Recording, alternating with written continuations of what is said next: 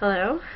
I just got back from seeing the movie Australia, starring Nicole Kidman and Hugh Jackman, and overall I thought it was a good movie. You know, not great, not instant classic, but worth seeing, engrossing definitely. It was over 2.5 hours long, which was maybe a little long, and I have nothing against long movies. You know, I like settling in for a good movie that's given time to unfold. But I think this one could have been tightened up a little bit. But, you know, 2.5 hours of Hugh Jackman, that's not a bad thing. There were other good things about it. The scenery was amazing. You know, I mean, they shot a lot of it on location, and it showed. You know, some really, really beautiful parts of Australia were shown. There were some incredible scenes involving the cattle drive. You know, there's this massive cattle drive with 1,500 head of cattle that, you know, some of the scenes, especially near the edges of the cliffs, were just really, really well shot and really exciting. The Aboriginal boy who stars in it, Brandon Walters, I think is his name. You know, it was his first acting job, and he was incredible.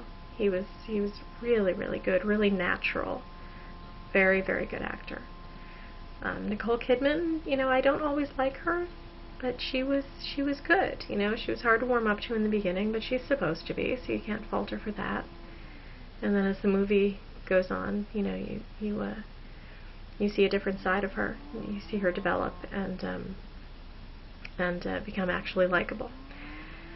And you know, that's the good stuff. You know, it's a sweeping romantic epic. If you like that kind of movie, you know, you'll probably like this. It was not all good. There were some bad parts. You know, the first is the villain. He's what's his name? Mr. Richter, I think was his name. Fletcher. Mr. Fletcher was his name. And you know, the problem is he starts evil and has nowhere to go. You know, I mean, he just starts so completely evil that it's just a little bit unbelievable. You know, I like to hold up Cal Hockley from Titanic as the gold standard of evil characters, because he starts off as just, you know, your garden variety asshole, and then as the movie develops, he you know, you can see him turning from just being a jerk into a real evil person.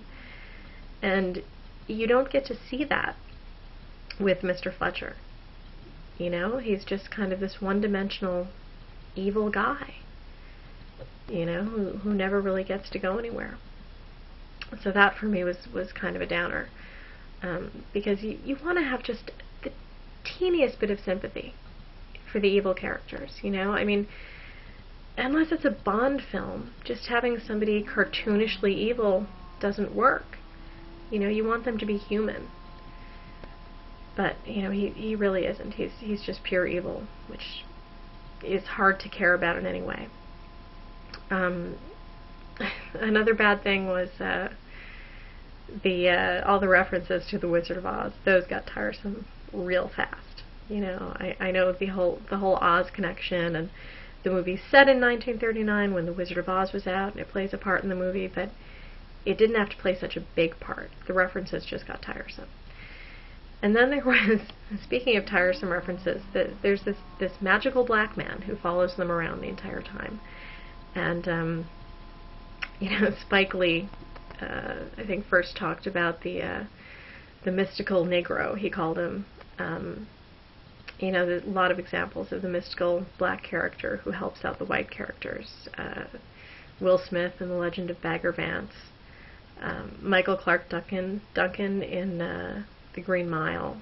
Morgan Freeman as God in Bruce Almighty. You know, it just gets kind of silly, you know, whenever the white protagonist is in trouble. You can count on the mystical black man to show up and save the day. So that was just a little weird. But other than those things, it was a good movie. You know, I enjoyed seeing it. If you like those kinds of movies, if you like sweeping romantic epic movies, then you would like this movie. But you know, you can't. I read so many bad reviews about it, and I feel like you can't send a rock fan to a country music show and have them review it. You know, I mean, even if it's the best country music show ever put on, you can't send the rock reviewer. You have to send the country music fan. So if you're already a fan of romantic epics, then I think you'll like this. If you don't like romantic epics, don't bother. You know, don't go expecting Transformers, because you're going to be disappointed. And if you're expecting to see Hugh Jackman's ass, you get to see a man's ass, but not the one that you wanted to see. So that was another disappointing part. But yeah, good movie. You know, if you want to see Hugh Jackman drop a bucket of water over his glistening body in slow motion, this movie's for you. You know, it's that kind of movie. So, enjoy. Or not, you know. But go into it knowing what to expect, and you'll have a better time.